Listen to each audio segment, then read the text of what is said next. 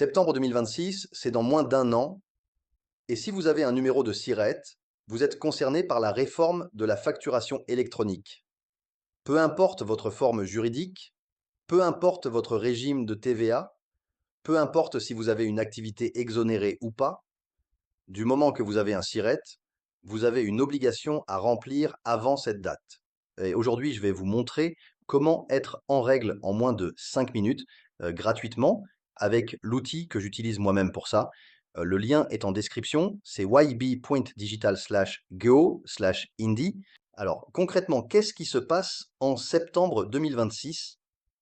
Il y a une première obligation qui s'appelle l'obligation de réception.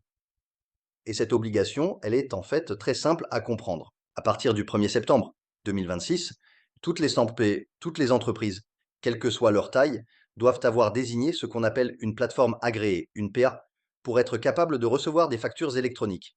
Pas forcément en envoyer, juste être équipé pour en recevoir. Et ça concerne vraiment tout le monde. Micro-entrepreneur en franchise en base de TVA, aucune déclaration de TVA, activité exonérée comme kinésithérapeute ou formateur, LMNP, SCI, freelance, consultant, peu importe. Dès que vous avez un SIRET, cette obligation vous concerne. Une facture électronique, ce n'est pas un PDF envoyé par mail, c'est une facture dans un format structuré, normé, qui transite uniquement via des plateformes agréées. Le contenu, c'est exactement pareil qu'une facture classique, avec juste deux mentions supplémentaires. Le numéro de SIRET du client et la catégorie de l'opération. C'est tout. Ce n'est pas une révolution, c'est juste un nouveau circuit de transmission. Et à partir de septembre 2026, les grandes entreprises et les ETI, donc les entreprises de taille intermédiaire, auront l'obligation d'émettre leurs factures via ce circuit. Ce qui veut dire que si vous achetez quelque chose à une grande enseigne, par exemple du matériel professionnel dans un magasin comme la Fnac, vous pourrez recevoir leur facture directement dans votre plateforme agréée sans avoir à aller la chercher par mail. Votre seule obligation à vous, c'est d'avoir choisi cette plateforme agréée pour être prêt à recevoir. C'est ça, et seulement ça, pour septembre 2026. J'utilise Indie parce que c'est gratuit, parce que c'est en règle et parce que c'est simple. Indie est une plateforme agréée officielle. Elle figure sur la liste des PA référencés par les impôts. Elle a les certifications de sécurité nécessaires, notamment ISO 27001, pour garantir que vos données et les informations remontent correctement à l'administration fiscale. Mais Indie, c'est aussi bien plus qu'une simple plateforme agréée, c'est un outil de facturation et de comptabilité complète. Sur la version gratuite, vous pouvez créer vos devis et vos factures, les personnaliser, les envoyer directement depuis la plateforme, recevoir des factures électroniques et suivre votre comptabilité si vous synchronisez votre compte bancaire professionnel. Et justement, pour la synchronisation bancaire, Indie est compatible avec les principales banques françaises. Si vous cherchez un compte pro adapté aux indépendants, j'ai aussi un lien en description pour ça, igb.digital/banque. Mais quelle que soit votre banque, Indie fonctionnera avec.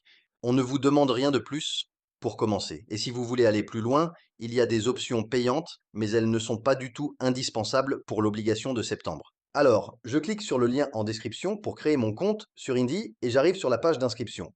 Je saisis mon adresse mail, je crée mon mot de passe et on me demande pourquoi je suis là. Je sélectionne simplement "Je suis là pour la facturation électronique" et je valide. En quelques secondes, le compte a été créé, je renseigne les informations de base sur mon activité, mon SIRET, ma forme juridique, et voilà, c'est simple, ça prend 3 minutes maximum. Notez que choisir une plateforme agréée n'est pas irréversible. Vous pouvez changer de PA réceptrice comme vous changez d'opérateur téléphonique. Donc si vous prenez Indie maintenant et que vous voulez changer dans 6 mois, c'est possible et c'est gratuit. Une fois connecté, la plateforme agréée n'est pas activée automatiquement.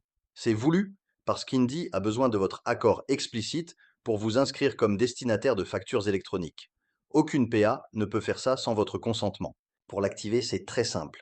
Je vais dans l'onglet Facturation dans le menu. Si je ne le vois pas, je clique sur mes initiales en haut à gauche, je vais dans Mon entreprise et dans la fiche de mon profil, je trouve Plateforme agréée. Je clique, je suis les étapes et à la fin, il y a une signature électronique rapide à faire. Ça prend littéralement 2 à 3 minutes. Et voilà, c'est fait. Je suis en règle pour septembre 2026. À partir de ce moment, dans l'onglet Documents d'Indie, un nouvel onglet Factures, reçus apparaît. C'est là que toutes les factures électroniques que vous recevrez vont atterrir automatiquement. Voyons comment ça se passe quand on reçoit une facture électronique. Dans Documents puis Factures reçues, les factures apparaissent ici automatiquement, sans que vous ayez à faire quoi que ce soit. Votre fournisseur, du moment qu'il a votre numéro de SIRET, sait à quelle plateforme agréée envoyer la facture. Il n'a pas besoin de connaître Indy spécifiquement. Il récupère l'information via l'annuaire central, le PPF, le portail public de facturation. Et là, ce qui est vraiment pratique, c'est le bouton associé à droite de chaque facture reçue.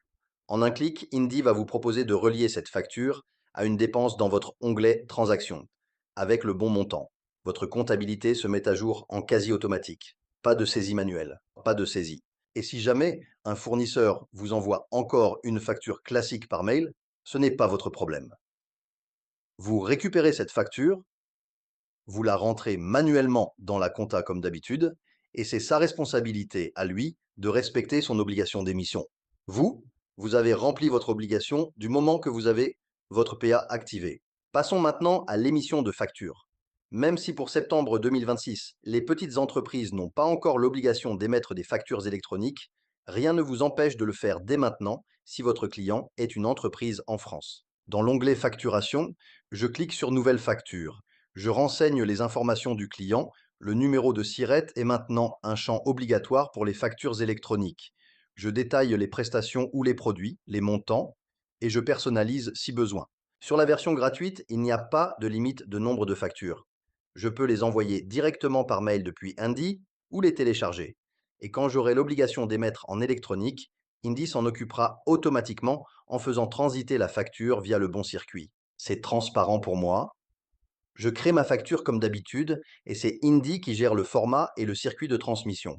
Quelques cas qui reviennent souvent. Si vous êtes en franchise en base de TVA, l'obligation de réception s'applique quand même.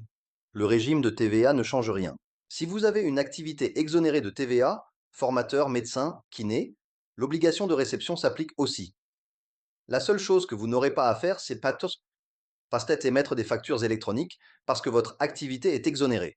Mais vous devez quand même avoir une PA pour recevoir. Pour les petites dépenses, restaurant, café, station-service, péage, il y a des tolérances.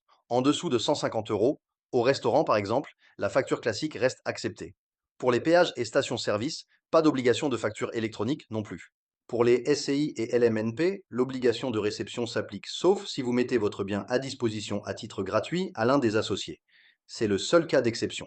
Pour les associations loi 1901 et les particuliers, aucune obligation. La réforme ne les concerne pas. Et si vous n'êtes pas prêt au 1er septembre, il y aura d'abord des mises en demeure. Pas d'amende immédiate. Mais autant le faire maintenant, c'est gratuit, ça prend 5 minutes et vous êtes tranquille. Un mot rapide sur les offres. Il y en a 3. La version essentielle, c'est la version gratuite. Elle inclut la facturation complète, la plateforme agréée, la réception de factures électroniques et le suivi comptable de base si vous synchronisez votre compte bancaire professionnel. Pour la synchro bancaire, Indy est recommandé avec les banques françaises adaptées aux indépendants. Vous trouverez mes recommandations au lien ib.digital/banque en description.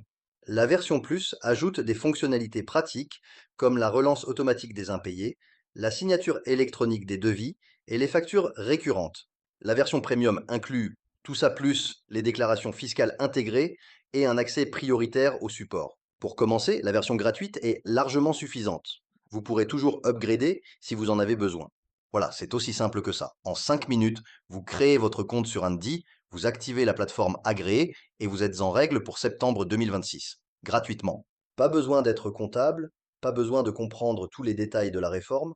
L'obligation concrète pour vous, c'est juste ça, avoir choisi une plateforme agréée réceptrice avant septembre 2026 et c'est fait. Les deux liens sont en description. ib.digital/geo/Andy pour créer votre compte Andy et ib.digital/banque si vous cherchez aussi un compte pro compatible. Si vous avez des questions sur la facturation électronique ou sur Andy, posez-les en commentaire, je réponds. Et si cette vidéo vous a aidé, pensez à la partager à d'autres entrepreneurs autour de vous qui ne sont peut-être pas encore au courant. À bientôt.